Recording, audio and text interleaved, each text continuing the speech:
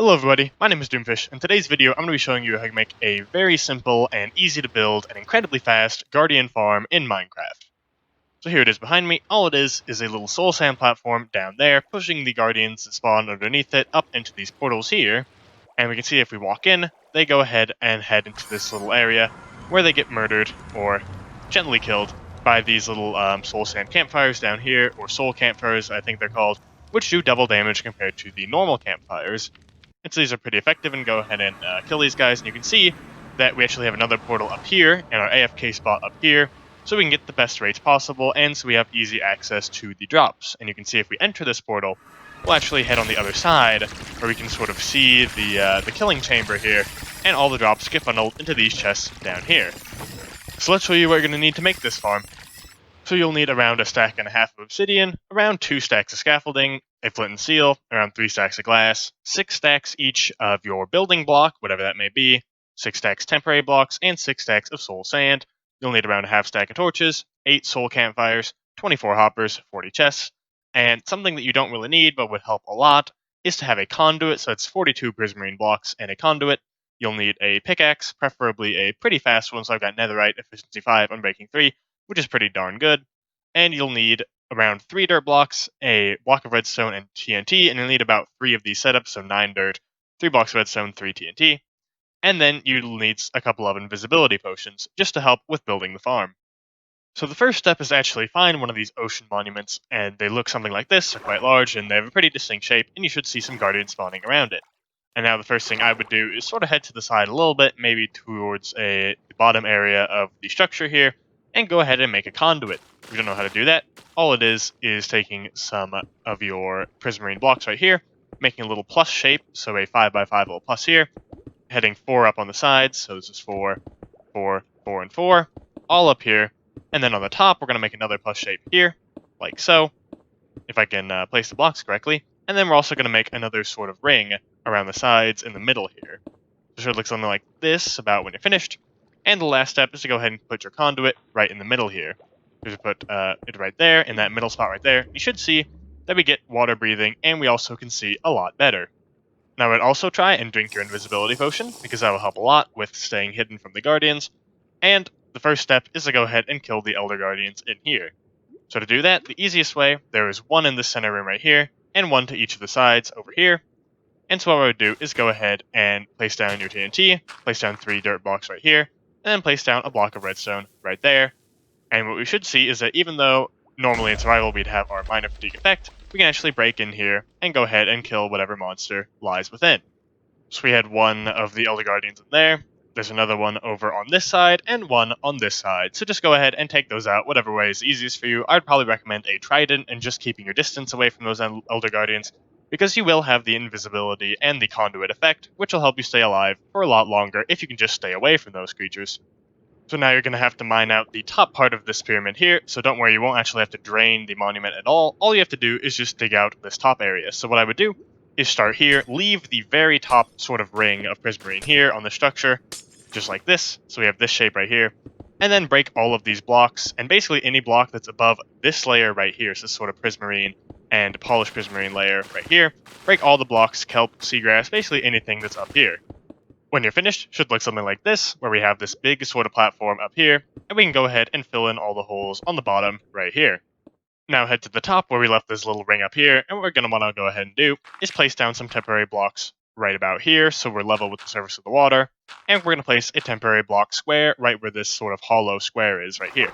Now I can break this prismarine right here, and the next step is to go ahead and take your temporary blocks and go 9 blocks out in every single direction.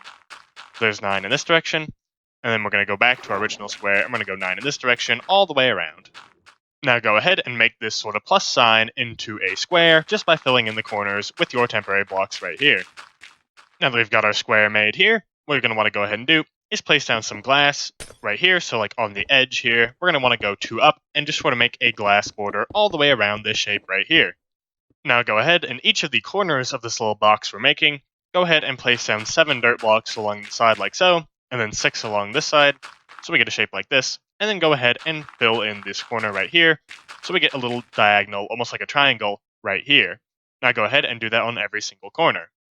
Now you'll need to grab yourself a bucket and get some of the water that's in the ocean around here, and go ahead and place down one bucket in each of the corners right here. We should see that it'll all flow down sort of roughly towards the center here, and then the next step in each of these side areas, so like these areas, that one, go ahead and place down some water buckets all along the side right here, just so we fill out this entire area. Now that that's done, we should get a little 4x4 square of dirt in the middle that is not being covered by the flowing water.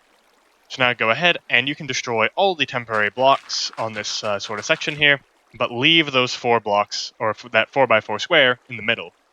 Now that that's finished, we should get something that looks something like this, and the next step is to go ahead and place down some obsidian all the way around this little dirt square right here, just all the way around. Try not to do what I just did there, because you will have a little bit of trouble sort of with getting rid of this water, but that's perfectly fine, because we're just going to have the portal here anyways. Now head up another 5 blocks of obsidian on each of these corners right here, 5 up in the sky, and then 5 up on all these, and then go ahead and fill in these sides so we get a 4x4 sort of portal shape in each of these portal frames, and then we can go ahead and light the portals.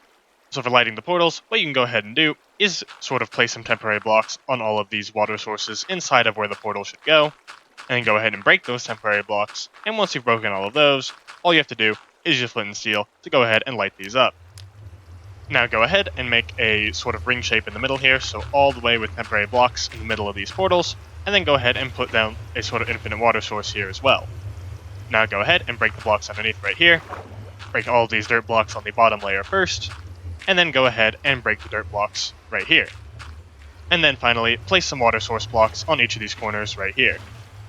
And this is the shape we should get when we're finished.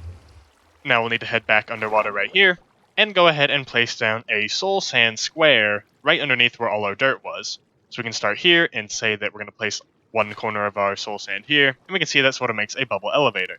It's difficult to see because I have my particle effects turned down, because by the end of this, if I had my particle effects turned all the way up, it would lag the entire game out and it would just look terrible.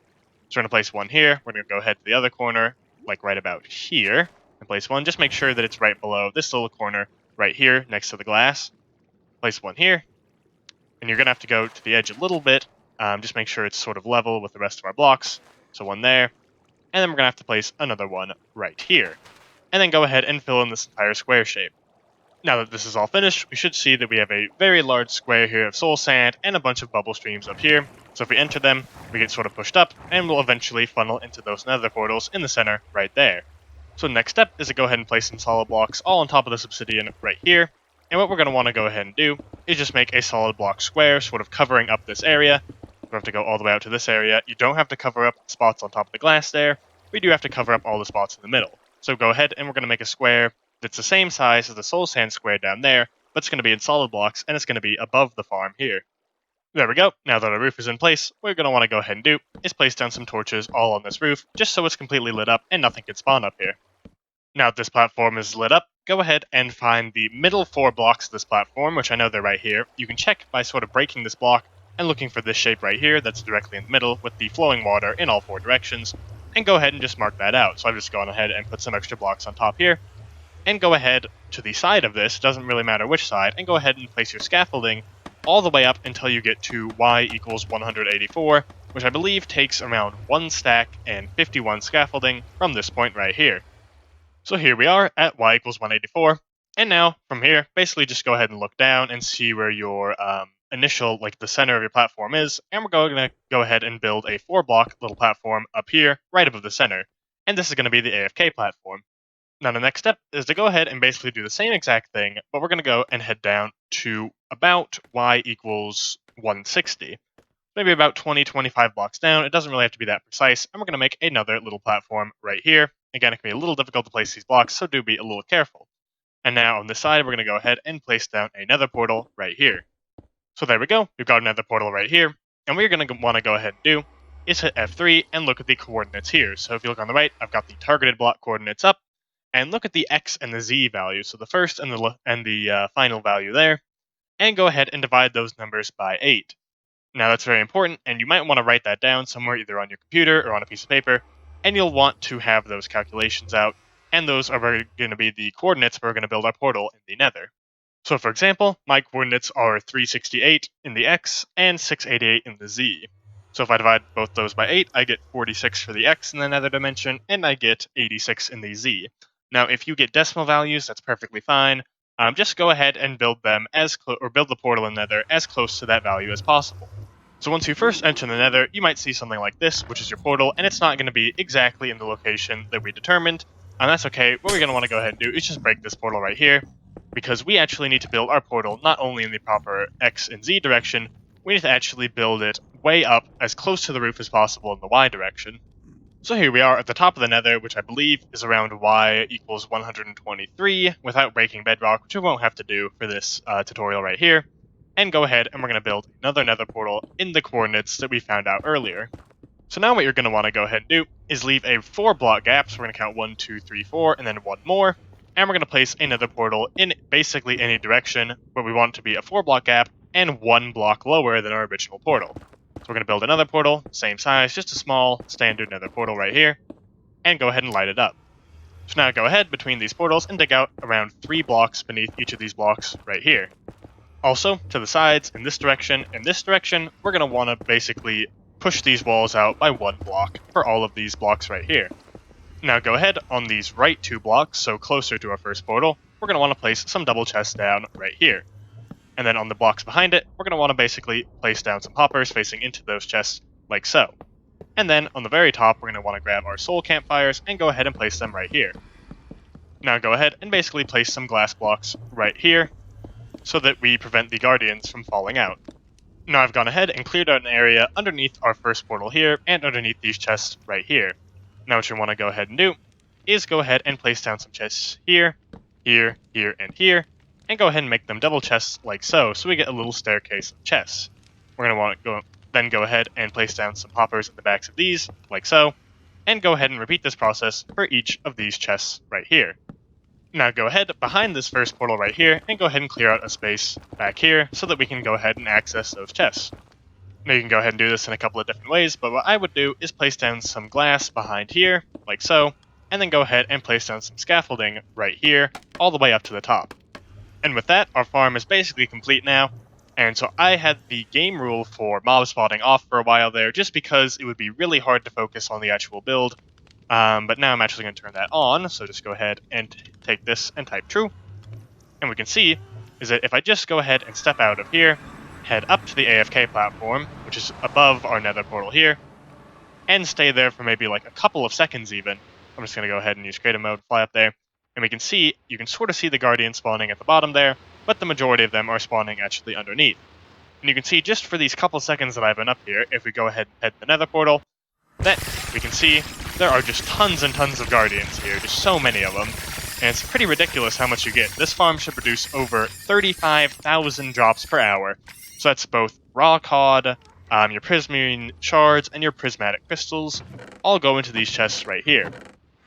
So referring to the drops of this farm, you should get around over 20,000 prismarine shards per hour, you should get over 8,000 each of cod and the prismarine crystals per hour. So this farm is very relatively easy to make and is incredibly fast. As I said earlier, it's around 35,000 drops per hour you get from this farm. So you'll also farm some of the ink sacs that can sort of pollute this area, but mostly those won't actually be received in your storage system in the center there.